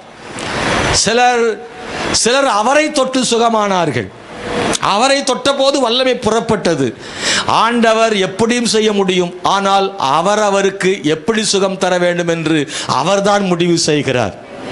அல்லேலூயா, அல்லேலூயா. உங்களுக்கு தேவன் அற்புதம் செய்யும் ஒரு முறையை பக்கத்தில் உள்ள இன்னொரு சகோதரிக்கு அவர் அப்படி செய்கிறது இல்லை. உங்களுக்கு செய்வது போல அவர்களுக்கு செய்வதில்லை, அவர்களுக்கு செய்வது போல இவர்களுக்கு செய்வதில்லை. நீங்கள் ஏன் அவளுக்கு போல எனக்கு நடக்கவில்லை நினைக்காதிருங்கள். அந்த அக்காவுக்கு இப்படி நடந்துச்சு, ஏன் எனக்கு நடக்கல அப்படி நினைக்காதீங்க. என் தேவனே, நீர் எனக்கு எப்படி செய்ய வேண்டுமோ அப்படி செய்யும். என்னை எப்படி உயர்த்த வேண்டுமோ அப்படி உயர்த்தும். எப்படி எனக்கு சுகம் தர வேண்டுமோ அப்படி சுகம் தாரும். எப்படி என் தேவைகளை சந்திக்க முடியுமோ அப்படி என் தேவைகளை சந்தியும். எப்படி செய்ய வேண்டும் என்று உமக்கு நான் சொல்லித் தருவதில்லை. ஆண்டவர் உம் சித்தத்தின்படியே என்னை ஆசீர்வதியும். அதுதான் ரொம்ப ஆசீர்வாதம். அதுதான் உண்மையான ஆசீர்வாதம். தேவன் சரியாக செய்கிறவராக இருக்கிறார். 1 பேதுரு 5:7 வாசிக்கிறோம். அன்பானவர்களே, உங்களை அவர் விசாரிக்கிறவரானபடியினால் உங்கள் கவலைகள் எல்லாம் அவர் மேலே வைத்து விடுங்கள். நமக்கு விசாரிக்கிற ஒரு ஆண்டவர் நமக்கு இருக்கிறார். நல்ல கவனிங்க, ஆண்டவர் 3 விதத்தில் ஆண்டவர் நம்மளை குணமாக்குறார். 1 சரீரத்தில் சுகம் தர்றாரு, 2வது உணர்வுகளில் சுகம் தர்றாரு, 3 ஆவிக்குரிய ஜீவியத்தில் நமக்கு மாற்றங்களை ஆண்டவர் தர்றார். சரீரத்திலும் குணம் தர்றாரு, உணர்வுகளில் காயம் கட்டுகிறார், அதை குணமாக்குறார்ல. 3 விதமான சுகம் இருக்கு. சரீர சுகம் தேவை, மனசுல சுகம் தேவை. உடைஞ்சு போயிருக்கிறவனுக்கு காயம் மாற்றப்படும், மனசுல காயம். இன்னொன்று ஆவிக்குரிய விதங்களில் ஆண்டவர் குணம் தர்றார், பாவங்களை மன்னிச்சு குணமாக்குறார். 3வது யெகோவா நிசி. யாத்திராகமம் 17ஆம் அதிகாரத்துக்கு நேரம் வந்துருவோமா? யாத்திராகமம் 17ஆம் அதிகாரத்தில் 15வது வசனம்.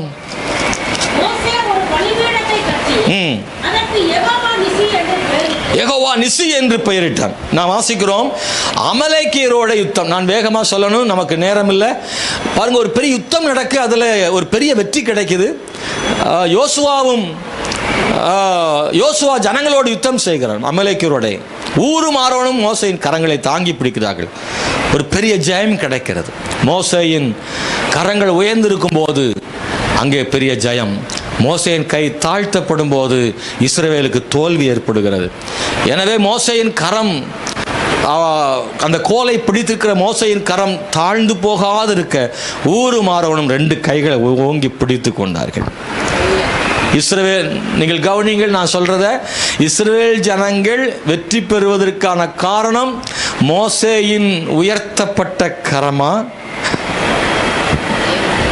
பைபிள் அப்படி இருக்கு. மோசேயின் கை எப்பெல்லாம் கீழே இறங்குச்சோ, கை வலியினால கீழே இறக்கின உடனே இஸ்ரவேல் தோற்று போயிட்டாங்க. மோசேயின் கையை தூக்கி பிடிக்கும் போது இஸ்ரவேல் மக்கள் ஜெயித்தாங்க. இப்போ நான் சொல்றேன், தேவன் இஸ்ரவேலுக்கு வெற்றி கொடுத்தாரே, அது மோசேயின் கை உயர்ந்ததுனாலயா?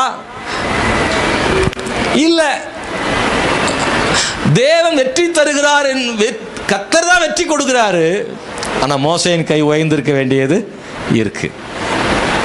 மோசேயின் கை உயர்வதனாலும் தாழ்வதனாலும் வெற்றி மாற்றி அமைக்கப்படுகிறதா? இல்லை. ஆனால் கர்த்தர் தான் வெற்றி தருகிறார். அந்த இடத்துல மோசே இல்லாட்டாலும் இஸ்ரவேலுக்கு தேவன் வெற்றி கொடுக்க நினைச்சா அவர் கொடுப்பார். ஊரு ஆரோன் இல்லாட்டாலும் கர்த்தர் கொடுக்க நினைச்சா கொடுப்பார். மோசேயின் கையில கோல் இல்லாட்டாலும் கர்த்தர் வெற்றி கொடுக்க முடியும். ஆனால் தேவனாகிய கர்த்தர் வெற்றி கொடுப்பதற்கு தம்முடைய பிள்ளைகளை ஆண்டவர் அங்கே பயன்படுத்துகிறார். நம்முடைய பிள்ளைகளை ஆண்டு பயன்படுத்துகிறார். நம்முடைய தேவன் ஜெயம் கொடுப்பார். எத்தனை பேர் கையை தட்டி கர்த்தரை ஸ்தோத்திரம் பண்ணுங்க. இன்னைக்கு உங்க வாழ்க்கையில தேவன் வெற்றி கொடுக்க அவர் போதுமான தேவன். நம்புனீங்கன்னா கர்த்தர் வெற்றி தருவார். அல்லேலூயா. ஆனா சில நேரம் எப்போவுமே வெற்றி இப்போ உடனே வர்றதில்லை. சில நேரம் கொஞ்ச நேரம் அப்படி கொஞ்சம் இப்படி தான் போகுது. ஆமா இல்லையா? சில நேரம் அப்படி ஆகும். நீங்கள் உடனே ஐயோ அமலேக்கியர் ஓங்கி நிற்கிறானே நினச்சிடாதீங்க. இப்படி தான் சில நேரத்தில். அப்போ தான் ஆரோனும் ஊரும் வருவாங்க. ஆரோனும் ஊரும் நம்ம பக்கத்தில் வர்றதுக்காக சில கை என்ன செய்யுது, கீழே இறங்குது. அமலேக்கியர் வெற்றி பெறுவது போல இருக்குது, இஸ்ரவேல் தோற்று போகிறது போல இருக்கு. உங்கள் வாழ்க்கையில் சில நேரம் தோற்று போகிறது போல உணர்கிறீர்களா? நீங்கள் சோர்ந்து போகாதிருங்கள். ஆண்டவர் அல்லவா வெற்றி தருகிறவர். கை சோர்ந்து போகலாம், கரங்கள் சோர்ந்து போகலாம், தாங்கி பிடிக்க ஆள் இல்லாமல் இருக்கலாம். ஆனால் ஆண்டவர் வெற்றி தர போதுமான தேவனா இருக்கிறது. நான் நம்புறேன் ஜெயம் கிடைக்கும். நான் தோற்று போகிறது போல சில நேரம் இருக்கத்தான் செய்யும். அது இல்லாமல் இல்லை. நீங்க தோற்று போகிறது போல சில அனுபவங்கள் வரும். தலை குனிஞ்சு நிற்கிற மாதிரி சில அனுபவங்கள் வரும். மனுஷரால் கைவிடப்பட்டது போல அனுபவங்கள் வரும். உங்கள் பலனற்ற சூழ்நிலை உங்களுக்கு வரும். நீங்க தனிமையா இருக்கிற மாதிரி ஒரு சூழ்நிலை உங்களுக்கு வரும். இப்படி எல்லாம் வந்தாலும் கூட நீங்க சோர்ந்து போகாதீங்க. கர்த்தர் ஆண்டவர் ஆயிரமான மக்களை கொண்டு அல்ல, 300 பேரை கொண்டும் கர்த்தர் அற்புதம் செய்ய முடியும். ஒரே ஒரு தூதனை அனுப்பி கூட கர்த்தர் யுத்தத்தில் வெற்றி கொடுக்க முடியும். வெற்றி கொடுப்பது கர்த்தர் இல்ல? நீங்க பாருங்க, அதுவும் கூட வெற்றியை தீர்மானிப்பது நாம் அல்ல. தேவைகளை சந்திக்கும் வழிகளை நாம் தீர்மானிப்பதில்லை. சுகம் தரும் முறைகளை தீர்மானிப்பது நாம் அல்ல, அவர் தான் சுகம் தர்றாரு. வெற்றியை தீர்மானிக்கும் முறைகளை நாம் முடிவு செய்யக்கூடாது. கர்த்தரே முடிவு செய்து எந்த வழியிலும் வெற்றி தருவார். நாம நினைப்போம் தாய்மாமா வந்து நின்னாரா எல்லாம் நடந்துடும். இல்ல, தாய்மாமா வரமாட்டாரு. கர்த்தர் யாரையாவது அனுப்புவார். நம்ம நினைப்போம் அவர் வந்துட்டா போதும், ஐயோ அவர் இருந்தாருன்னா போதும், அவர் ஒரு ஆள் போதுமையா, அவர் இருந்தாருன்னா எல்லாரும் பயப்படுவாங்க. அப்படி நீங்க சிலர் நினைச்சு வச்சிருப்பீங்க. அவரே வேண்டாம். ஆண்டவர் அவரே கிரியை செய்து அவரே யுத்தத்தில் வெற்றி ஆண்டவர் தருவாரு. உங்கள் சோர்வுகளை கர்த்தர் மாற்றங்கள் ஆண்டவர் தருவார். என் தேவனே ஏன் என்னை கைவிட்டீர் அப்படின்னு அங்கே அந்த வசனம் சொல்லப்பட்டிருக்கிறது. இயேசு அதை குறித்து சிலுவையிலே சொல்லுகிற வார்த்தைகளை கவனிக்கிறேன். தனிமைகளை உணர்ந்த மக்கள் உண்டு. ஆமென், ஸ்தோத்திரம். போராட்டங்களை கண்ட மக்கள் உண்டு. இந்த மாதிரி சூழ்நிலைகளில் கர்த்தர் நம்மோடு கூட இருக்கிறவர். 4வது சொல்றேன், யெகோவா ஷம்மா. எசேக்கியேல் புஸ்தகம் 48ஆம் அதிகாரத்தில் 35வது வசனத்தில் நாம் அதை வாசிக்க முடியும். எசேக்கியேல் புஸ்தகம் கடைசி அதிகாரத்தில் ஸ்தோத்திரம் நாம் அதை படிக்க முடியும். சுற்றிலும் அதிக அளவு 11,000 கோலாகும். அந்நாள் முதல் நகரம் யெகோவா ஷம்மா என்னும் பெயர் பெறும். இந்த நகரம் சமாதானம் பெறும். யெகோவா ஷம்மா என்று எழுதப்பட்டிருக்கிறது. யெகோவா ஷம்மா என்றால் அன்பானவர்களே, கூட இருக்கும் தேவன். ஆண்டவர் நகரத்தோடு கூட இருப்பார். நான் எருசலேமுக்கு ஆதரவாக இருப்பேன் என்று கர்த்தர் சொல்லியிருக்கிறார். எருசலேமுக்கு ஆதரவாக இருக்கிறவர். ஆகவே கூட இருக்கிற தேவன். இன்னைக்கு நமக்கு ரொம்ப முக்கியமானது ஆண்டவர் நம்ம கூட இருக்கிறவர் இல்லை. நீர் மாத்திரம் போதும் இன்னைக்கு பாடணும் இல்லை, அதனுடைய அர்த்தம் அதுதான். ஆண்டவர் மட்டும் நம்ம கூட இருக்கட்டும். அவரை மட்டும் இழந்துடாதீங்க. அவர் நம்ம கூட இருப்பாராக. நான் ஏற்கனவே சொன்னது போல் அன்பானவர்களே, நாம் எல்லாரும் எப்போது எல்லாரும் நம்ம கூட இருக்க முடியாது. எல்லாருக்கும் முடியாது. உங்கள் வீட்டுக்குள்ளே 5 பேர் இருந்தால் நீங்கள் தனியாக இருக்கிற மாதிரி சில சூழ்நிலைகள் நம்ம வாழ்க்கையில் வரும். சில இடங்கள் நம்ம தான் மட்டும்தான் நின்று ஆக வேண்டிய சூழ்நிலை. பவுல் கூட ஒரு இடத்துல சொல்கிறாரு, என்னை விட்டு எல்லாரும் போய்விட்டார்கள், கர்த்தரோ எனக்கு ஆதரவாக இருந்த. அந்த பவுல் சொல்கிறாரு, எல்லாரும் போயிட்டாங்க. கஷ்டம்னு வரும்போது எல்லாரும் நம்ம கூட நிற்பாங்களான்னு தெரியாது. சந்தோஷத்தில் எல்லாரும் நம்ம கூட இருப்பாங்க. கஷ்டம்னு வரும்போது நம்ம தனியாக நிற்கிற மாதிரி சூழ்நிலை வரதான். அது மனித இயல்பு. வேறு யாரையும் குறை சொல்கிறதுக்கு இல்லை. எல்லாரும் போயிட்டாங்களேன்னு அவங்கள குறை சொல்கிறதுக்கு இல்லை. ஏசுநாதரே தனியாக நின்னார், அவளே ஓடி போயிட்டாங்க. அவர் மட்டும்தான் நின்னார். அவ்வளோ பேரும் கட்டுகளிலும் காவலிலும் உண்மை பின்பற்றுவேன்னு சொன்ன ஆளை காணும். நெஞ்சில் தூங்கின ஆளை காணும். மார்பில் சாய்ந்த யோவானை காணும். இல்லை, முந்தி பேசின ஆளை காணும். உம்மோடு மரிக்கவும் ஆயத்தம்னு சொன்ன ஆளை காணும். ஒரு ஆள் கூட இல்லை, முடியல, ஓடிட்டார். கடைசியில் அன்பானவர்களே, சிலுவை பக்கத்தில் வந்த போது யோவான் வந்து நின்னார். இயேசு கிறிஸ்து சொல்றார், என் தேவனே ஏன் என்னை. இயேசு கிறிஸ்துவே அப்படி சொல்றார். காரணம், தன் இயலாமையில் அந்த வார்த்தையை சொல்லலை, தீர்க்க தரிசனம் நிறைவேறும்படி அந்த வார்த்தையை சொல்றார். பிதா அவரை சிலுவையில் கைவிட்டார், தன் குமாரனை. ஏன்னா நீங்கள் கைவிடப்படாமல் இருக்க, நாம் கைவிடப்படாமல் இருப்பதற்கு தம் குமாரனை அவர் கைவிட்டார். Praise the Lord. நம்முடைய வாழ்விலும் அநேக நேரங்களில் அப்படிப்பட்ட தனிமை நேரங்கள் வரும்போது ஆண்டவர் சொல்றார், நான் யெகோவா ஷம்மா, உன் கூட இருக்கிறவர். மத்தேயு புத்தகம் 1ஆம் அதிகாரம் 23 வாசிக்கிறோம், இம்மானுவேல், தேவன் நம்மோடு இருக்கிறார். தேவன் நம்மோடு இருக்கிறார், ஆண்டவர் நம்மோடு இருக்கிறார். அதை பற்றி கவலைப்பட, எப்பெல்லாம் தனிமையை உணர்றீங்களோ அப்பெல்லாம் ஆண்டவர் இருக்காருன்னு நினைங்க. அந்த வார்த்தையை சொல்லுங்க. சூழ்நிலைகள் நீங்கள் தனியாக இருக்கிற மாதிரியே உணர்த்தும். நீங்கள் சூழ்நிலையை மேற்கொள்றதுக்கு என்ன சொல்லணும்னா, கர்த்தர் என் கூட இருக்கிறாருன்னு நீங்கள் அறிக்கையிடணும், சொல்லணும், நினைக்கணும், சொல்லிகிட்டே இருக்கணும். Praise the Lord. உங்களுக்கு நீங்களே சொல்லிக்குவாங்க, மற்றவங்களுக்கும் நீங்கள் சொல்லுங்கள். டோன்ட் வரி, ஆண்டவரும் கூட இருக்கிறார். உங்கள் வீட்டுக்காரருக்கு சொல்கிறீங்களா? ஏங்க, நீங்கள் தான் அவருக்கு சொல்லணும். ரொம்ப ஆண்கள் தான் தைரியத்தில், பெண்கள் தான் கொஞ்சம் கூடுதல். அப்படி ரொம்ப அசைவு, ரொம்ப ஒரு மாதிரி போகிற கண்டிஷன், நெருக்கமான சூழ்நிலை வரும்போது டக்குன்னு சோர்ந்து போகிறது ஆண்களாக இருக்கும். ஆனால் பெண்கள் சொல்லணும். என்ன சொல்லணும்? கவலைப்படாதீங்க, ஆண்டவர் இருக்கார், நடத்துவார்னு சொல்லணும். ரொம்ப தேவை, ரொம்ப நெருக்கம் அல்லது பிரச்சனை, யாரோ போராட்டம், பிரச்சனை இருக்குது, அந்த நேரத்தில் தான் சில நேரங்கள் இப்படி நடக்கும். அவரே ரொம்ப உடஞ்சி போய் என்ன செய்யலான் இருப்பார். இந்த அம்மா போய் உன்னை கட்டி, எனக்கு கட்டின நாள்லேருந்து பிரச்சனை தான்னு இந்த அம்மா அவரை போட்டு உயிரை வாங்கும். என்னத்தை கண்ட உன்னை நம்பி வந்து என்னத்தை அனுபவிச்சிட்டேன், என்னத்தை எனக்கு கொடுத்த அப்படின்னு பேசும்போது இன்னும் அவர் உடஞ்சிருவார். அந்த நேரத்தில் தான் சகோதரிகளை நீங்கள் கூட நின்று சொல்லுங்கள், கவலைப்படாதீங்க, ஆண்டவர் நம்மளை எப்படி மேலே கொண்டு வந்துடுவார், உயர்த்திடுவார் அப்படின்னு தைரியம் சொல்லுங்கள். சவுண்டு வரமாட்டேங்குல்ல, நல்லா சொல்லுங்கள், சத்தமாக சொல்லுங்கள். ஹல்லேலூயா. நீங்கள் மட்டும்தான் சொல்லணும்னு சொல்லலை, ஒரு ஃபேமிலிக்குள்ளே எல்லாருமே சொல்லணும்னு நான் நினைக்கிறேன். எல்லாருமே சொல்லணும். பிள்ளைகள் சொல்லுங்கள், பெரியவங்க சொல்லுங்கள். உடஞ்சி நிற்கிற நேரத்தில் கூடுதலாக உடைச்சிடாதீங்க. மனசு நொந்து அழும்போது கூடுதலாக அழ வச்சிடாதீங்க. அந்த இடத்துல நீங்கள் சொல்ல வேண்டியது, நம் தேவன் நம்மோடு இருக்கிறார், அவர் நடத்துவார்னு சொல்லுங்கள், அவர் நடத்துவார்னு சொல்லுங்கள். ஏன்னா உங்கள் வாயின் அறிக்கைப்படி நடக்கும், உங்கள் விசுவாசத்தின்படி நடக்கும், நீங்கள் நம்புகிறதன்படி ஆண்டவர் செய்வார். இம்மானுவேல், தேவன் நம்மோடு, யெகோவா ஷம்மா. 5வது யெகோவா ரூவா. யெகோவா ரூவா. யோவான் சுவிசேஷம் 10ஆம் அதிகாரம் 14வது வசனத்தை படிக்கும்படி கேட்கிறேன். யோவான் சுவிசேஷம் 10ஆம் அதிகாரம் 14வது வசனம். நானே நல்ல மேய்ப்பன், பிதா என்னை அறிந்திருக்கிறது போலவும் நான் பிதாவை அறிந்திருக்கிறது போலவும். போதும், முதல் வரியே போதுமானது. நானே நல்ல மேய்ப்பன். இந்த வார்த்தை எபிரேய மொழியில யெகோவா ரூவா என்று எழுதப்பட்டிருக்கிறது. அன்பானவர்கள், நல்ல மேய்ப்பன். ஸ்தோத்திரம். இதை பற்றி நிறைய பேசணும், நமக்கு நேரம் தேவை.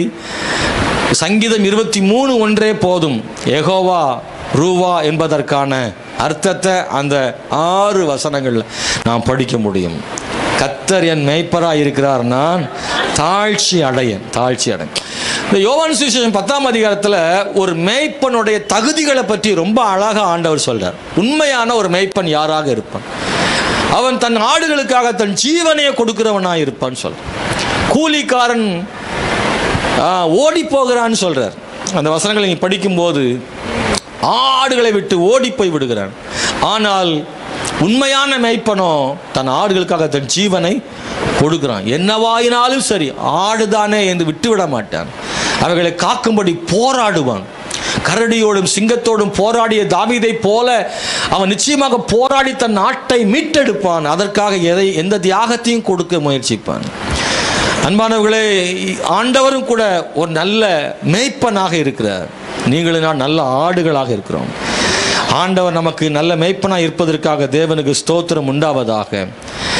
நாம் எவ்வளவு பெரிய ஆளாக இருந்தாலும், எவ்வளவு அனுபவம் இருந்தாலும், நாம் ஆடுகள் தான். ஆண்டவர் நம்மை மேய்க்க விரும்புகிறார். ஹல்லேலூயா. ஆண்டவர் ஆடு மேய்க்கல, அவர் நம்மளை தான் மேய்க்கிறார். நிறைய படங்கள்ல ஆடு மேய்க்கிற மாதிரி படம் போட்டிருப்பாங்க. அவர் ஆட்டை மேய்க்கலைங்க, நம்மளை தான் மேய்க்கிறார். ஆனால் ஒன்று, ஆண்டவரே நீர் என்னை மேய்த்தருளும்னு அவருக்கு நம்ம ஒப்பு கொடுக்கணும். அவருக்கு கீழ்ப்படிந்திருக்கிற ஆடுகளை உண்மையான நல்ல மேய்ப்பனாக இருந்து மேய்க்க அவர் போதுமானவராக இருக்கிறார். கடைசியாக ஒன்று சொல்லி ஜெபிக்க விரும்புகிறேன். யெகோவா ஷாலோம்னு நியாயாதிபதிகள் 6ஆம் அதிகாரம் 24ஆம் வசனத்தில் நாம் வாசிக்கிறோம். நியாயாதிபதிகள் புஸ்தகம் 6ஆம் அதிகாரம் 24. கிதியோன் கர்த்தருக்கு ஒரு பலிபீடத்தை கட்டி அதற்கு யெகோவா ஷாலோம் என்று பெயரிட்டான். அது இந்நாள் வரைக்கும் அபியேசரின் ஊராகிய ஓப்ராவில் இருக்கிறது. இதை கேட்கிற தேவனுடைய பிள்ளைகளே, யெகோவா ஷாலோம் என்றால் சமாதானம் தருகிறவர். ஸ்தோத்திரம். ஒரு பெரிய ஆண்டவர், ஜெயத்தை ஆண்டவர் கொடுக்கிறார். நீங்கள் கிதியோனை பொறுத்த அளவுக்கு ரொம்ப சோகமாக இருந்த காலம் அது. நீங்கள் அந்த அன்னைக்கு இருந்த சிச்சுவேஷனை படிக்கும்போது ஒரு அடிமைப்பட்டு போன ஒரு சூழ்நிலை. மீதியானியர் வந்து இஸ்ரவேலை அடிமைப்படுத்தி இருந்தார்கள். அவங்க எல்லாம் செய்து அறுவடைக்கு ரெடியாகும் போது மீதியானர் கும்பலாக வந்து அந்த அறுவடைகள் எல்லாம் கொண்டு போயிடுவாங்க.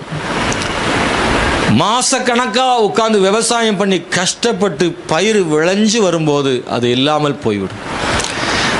அது எவ்வளவு கஷ்டம் என்பதை நீங்கள் அறிய வேண்டும்.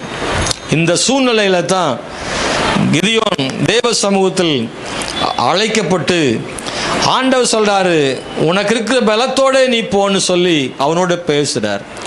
ஆண்டவருக்கு பலி செலுத்த விரும்புகிறான், ஆண்டவருக்கு கொடுக்க விரும்புகிறான். இறைச்சியையும் புளிப்பில்லாத அப்பங்களையும் எடுத்து கற்பாறை மேல் வைத்து ஆணத்தை ஊற்று என்றார். அன்பானவர்களே, ஆண்டவர் அவனுடைய பலியை ஏற்றுக்கொண்டார் என்பதற்கு அடையாளமாக அக்கினியினாலே அங்கே அவைகள் எல்லாம் ஆண்டவர் பட்சித்தார். அப்பொழுது முகமுகமாய் கர்த்தரை கண்டேன் என்று சொல்லுகிறார். 23 வாசிக்கிறோம், அதற்கு கர்த்தர், உனக்கு சமாதானம், பயப்படாத, நீ சாவதில்லை என்று சொல்லி. அவன் நான் கர்த்தரை கண்டதால் மரித்து விடுவேன் என்று நினைத்தான். ஆண்டு சொல்லி சாவதில்லை, யெகோவா ஷாலோம் என்று அந்த இடத்துக்கு பெயரிட்டான். சமாதானம் இல்லாத நேரத்தில் கிதியோனுக்கு தேவன் சமாதானத்தை ஆண்டவர் கொடுத்தார். நம்பிக்கை இல்லாத நேரத்தில் அவனுக்கு ஒரு நம்பிக்கையை கர்த்தர் கொடுத்தார். இன்னைக்கு இந்த கால வேளையில் தேவனுடைய பிள்ளைகளை தேவன் சமாதானம் தருகிற தேவனாக இருக்க. மனம் உடைஞ்சு போகிற நேரங்களை அவர் சமாதானம் தருவார். சில நேரத்தில் பார்த்தீங்கன்னா உங்கள் கவலைக்கு காரணம் இருக்கும், சில நேரம் உங்கள் கவலைக்கு காரணமே இருக்கா. நீங்கள் அதெல்லாம் நீங்கள் அனுபவிச்சுக்கன்னு தெரில, என்னன்னே தெரியாது, ஆனால் ஒரு கவலை. அப்படி எத்தனை பேருக்கு வந்திருக்குன்னு தெரில இல்லை? வந்து பார்த்துருக்கீங்களா? சில நேரம் நமக்கு தெரியும், இதனால தான் கவலை, பணம் இல்லை அதனால கவலை, யாரோ ஒருத்தர் நம்மளை திட்டியிருப்பாங்க அதனால கவலைப்பட்டிருப்போம். ஆனால் சில நேரம் கவலை இருக்கும், ஆனால் காரணம் தெரியாது. என்னமோ நீங்கள் காலையிலேருந்து ஒரு மாதிரியே இருக்கிறோமே, சோகமாக இருக்கிறோமே, பிரச்சனையாக இருக்கிறோமே, என்னன்னு தெரியலையே, ஒரு மாதிரி மனசுக்கே சரியில்லையே, ஆனால் அதுக்கு என்ன காரணம் ஒன்றுமே புரியல. சாப்பாடெல்லாம் இருக்கு, ஆனால் மனசுக்கு நல்லா இல்லை. சகோதரனே சகோதரியே, உங்கள் வாழ்க்கையில் உங்கள் கவலைகளுக்கு காரணம் இருக்கலாம், காரணம் இல்லாமல் இருக்கலாம், சோகமாக இருக்கலாம், மன உடைஞ்சிருக்கலாம். ஆனால் ஒன்று, உன் எந்த கவலைகளையும் மாற்றுவதற்கு, உன்னை செழிப்பாய் களிப்பாய் மாற்றுவதற்கு தேவன் போதுமானவராக இருக்கிறார். காரணம் இருக்கலாம், இல்லாமல் இருக்கலாம், ஆனால் கவலைகளை மாற்ற கர்த்தர் போதுமான. உங்கள் கவலை எல்லாம் அவர் மேல் வைத்து விடுங்க. அவர் யெகோவா ஷாலோம், சமாதானம் தருகிற தேவன். இனம் புரியாத ஒரு சமாதானத்தை ஆண்டவர் தந்து உன்னை மகிழ்ச்சியால் பொங்க பண்ண கர்த்தர் போதுமான தேவனாய் இருக்கிறார். காரணமே இல்லாட்டாலும் உனக்கு சமாதானம் தருவார். காரணம் இல்லாத கவலைகளுக்கும் சமாதானம் தருவார். காரணம் இருக்கு, ஆனால் காரணம் இருக்கும் போதும் சமாதானம் தர முடியும். தேவைகளை சந்தித்தும் சமாதானம் தருகிறார், தேவைகள் இருக்கும் போதும் சமாதானம் தருகிறார். நீ கவனிக்கணும், சில நேரத்தில் நம்முடைய தேவை சந்திக்கப்பட்டதுனால சமாதானம் வந்துடும் இல்லை, தேவை இருக்கத்தான் செய்யுது. தேவைகள் மத்தியிலும் நிம்மதியாக வாழ்றதுக்கும் கர்த்தர் கிருபை செய்கிறார். இப்படியும் அவர் செய்கிறார். அன்பானவர்களே, தேவன் சமாதானத்தை கொடுக்கும் பாதைகளை நீங்கள் தீர்மானிக்காதிருங்கள். தேவன் தேவைகளை சந்தித்தும் சமாதானம் தருவார், தேவைகள் மத்தியிலேயும் சமாதானமாக ஓடி வெற்றி பெறவும் தேவன் கிருபை செய்கிறார். உங்களுக்கு தேவை எப்போ சந்திக்கப்படும்? முழுசும் நம்ம தேவையெல்லாம் எப்போ முழுசும் சந்திக்கப்படும் நினைக்கிறீங்க?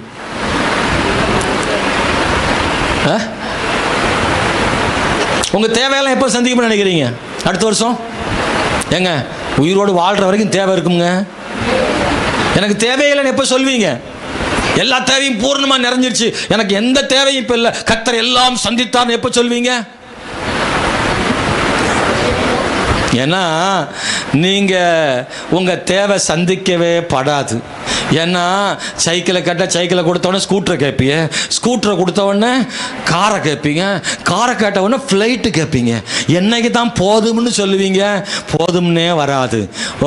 எல்லாத்துலேயும் சரி அப்படி நினைக்கிறோம், இன்னைக்கு சரியாயிரும், நாளைக்கு தேவைகள் சந்திக்கப்பட்டுரும் அப்படின்ற இடத்துல தான் ஓடிட்டே இருக்கிறோம். நம்முடைய தேவைகள், சிறிய தேவைகளை சந்திக்கும் போது நாம் பெரிய தேவைகளை கொண்டு போய் அவரிடத்தில் வைக்கிறோம்.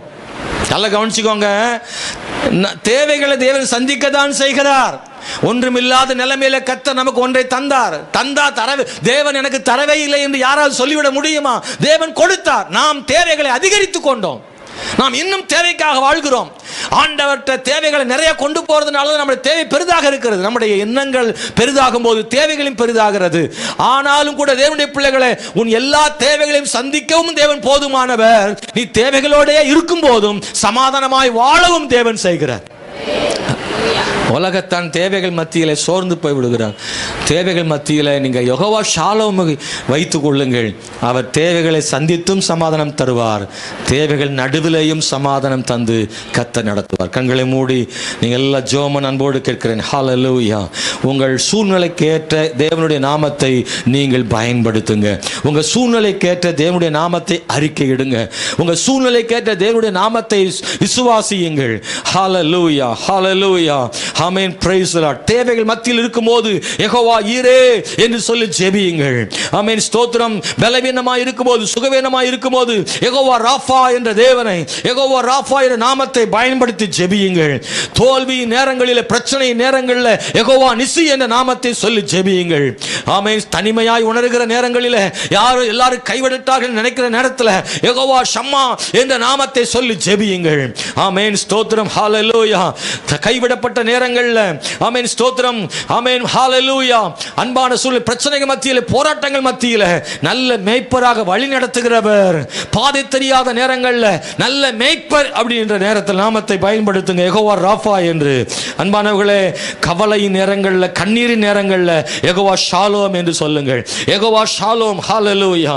யெகோவா ஷாலோம் என்கிற நாமத்தை சொல்லி அறிக்கையிட்டு ஜெபம் பண்ணுங்க. கர்த்தர் நம்முடைய தேவைகளை சந்திக்கிறவர். ஹல்லேலூயா. ஆண்டவர் சொல்றாரு, எல்லா நாமத்தையும் உடைய நான் இருக்கிறவராகவே இருக்கிறேன். இந்த நாமம் எப்போது இருக்குன்னு ஆண்டவர் சொல்றாரு. இந்த நாமம் எப்போது இருக்குன்னு ஆண்டவர் சொல்றாரு. ஏன்னா இருக்கிறவராகவே இருக்கிற, நான் மாறல, நீ தான் மாறிக்கிட்டே இருக்கிற. நான் எப்போதும் உள்ள தேவனா இருக்கிறேன். நான் உன்னை மறக்கல, நீ தான் என்னை மறந்து விடுகிறாய். நான் உன்னை மறப்பதில்லை என்று ஆண்டவர் சொல்றாரு. இன்னைக்கு இந்த காலையில் தேவனுடைய பிள்ளைகளை இந்த நாமத்தை அறிக்கையிட்டு ஜெபம் பண்ணுங்க.